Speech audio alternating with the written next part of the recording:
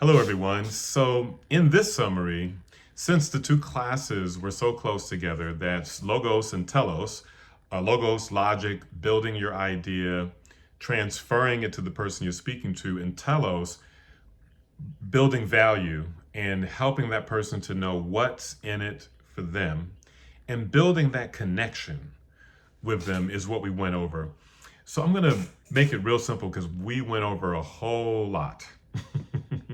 And a lot of what we went over, quite frankly, would be better to do on a deeper level in a one-on-one or maybe another engagement. But I do want you to have something that you can use again and again and again and again and again. So let's deal with logic first.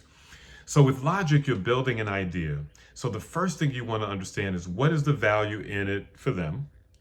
What is the transformative impact that your idea or your product can have on their life? And then also understanding what's in it for you. What are you going to get out of it? So you can be driving the ship to that end. So it can be a win-win. So starting out, you want to first understand what your idea is, what your product is. That means you've done your homework, you've studied, you have worked on your expertise and your experience, because these are the things you're going to bring to the table. And if I were going to set it up as it relates to a group session, you first are going to do some kind of an intro. If it's a one-on-one, it's going to be some kind of a rapport building moment. We talked about eye contact, the right eye. We talked about mirroring. When you mirror, you build instant connection and rapport. And then status. Status depends on the relationship you want to build. It's high status and low status as it relates to one-on-one. It's the same when you're speaking in front of a group. You still want to make eye contact with the individuals that are there. You still, mirroring is not so much, but you want to have a grand sense of what that energy is that's happening in the audience so you can match that.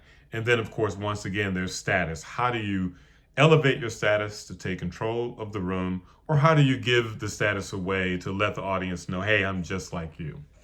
So that all happens within the intro. And in the intro, you're basically stating who you are, what you do, why you're here, and what it is you have to offer. Then when you get into conversation, you want to have three things that is going to enable you to expound on your idea. And under those three things, you want to have at least one thing, but I always like three, that helps you expound on those three ideas that's going to help communicate your overall idea or your overall selling or persuading or convincing of your idea or your product to the person you're speaking to. And then during that process, when it's a one-on-one in particular, you're going to want to discover intel from them. You want to make sure that you're only talking 20% of the time. So you're going to start digging for where their concerns are, what their issues are, what their desires are, what their hopes are. And you're going to see if you can match your 3 points that can help them solve that problem or get them close to the desire that they want. And then in the end, when you close it out, you're going to reiterate the three things that you were bringing up, and you're going to do a call to action. So that is, in a nutshell, a way to build an idea, build a relationship at the same time, build a connection in order to reach the goal of the value for the person you're speaking to and also what you desire out of the experience. We also talked about the dynamics of eye contact, that the best eye to look into is the right eye, because the right eye is connected to the left brain. And the left brain is your analytical side, it's your logical side, it's the side that you're okay to share with the world because if you're listening out there, and if I ask you right now, how are you doing? You're going to say fine, because that's what we're taught to do, when in fact you can be feeling pretty bad.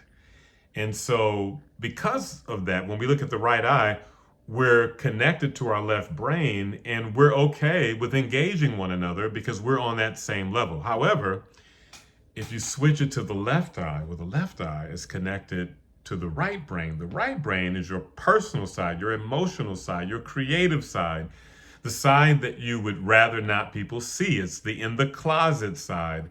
And so most times when we look in someone's left eye, there's a sense of discomfort.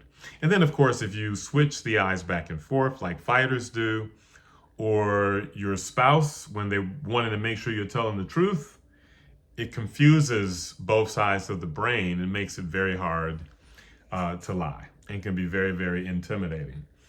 Then there's status, high status, low status. High status is when you exercise stillness.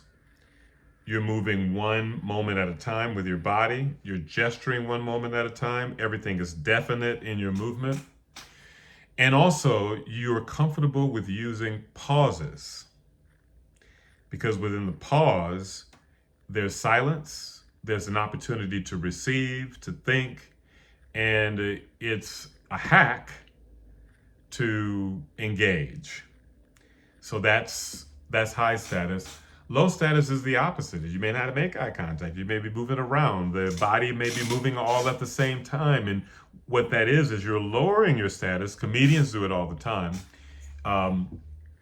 in order to let the audience or the person know everything is okay. When you're doing one-on-ones, you want to be in control of it. You can take the status in the moment if you're leading the way. But if you're looking for advice, or if you're wanting guidance, you can give the status back to the person you're speaking to. Both can be very effective. And then there's mirroring. So if you remember in class, as you guys started to engage in conversation, I froze you. I froze you. And while you were frozen, I had you look at each other, and everyone was naturally and organically mirroring each other. And I bet you everyone also was looking in the right eye. So this is, 80, well, please this way, 7% of our communication is with words. 38% is with tonality. And the other 55 or so percent is with physicality. So when you're dealing with mirroring, eye contact, status, gesturing, all these things are really important, because that's predominantly what the person is looking at or experiencing when you're communicating.